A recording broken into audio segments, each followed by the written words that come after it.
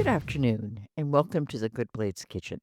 Today, we're making chili-crusted roasted pork using the reverse sear method. Let's talk about the chili crust first. It's a mixture of chipotle pepper, cumin, cayenne pepper, New Mexico pepper, and crystallized lime. I used a boneless half loin in trimmed fat.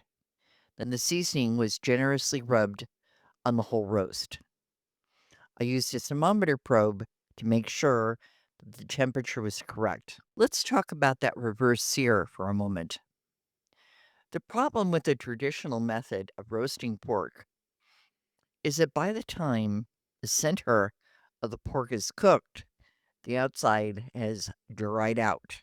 Using this slow method means the meat cooks evenly and stays moist and tender. It's important to use a probe thermometer like the square dot from ThermoWorks. You put in the probe, put the food in the oven, set the desired temperature, and walk away. The thermometer will alert you when it's ready. Pork should be cooked to 145, 63°C.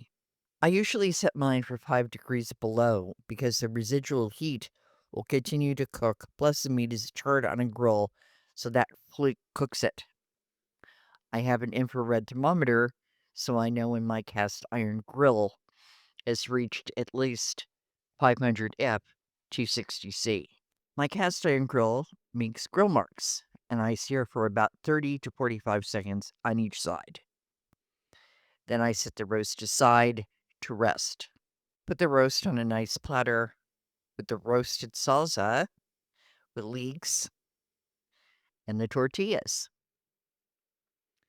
Thank you for joining me. And remember, ever forward, ever flavorful. Yum, yum.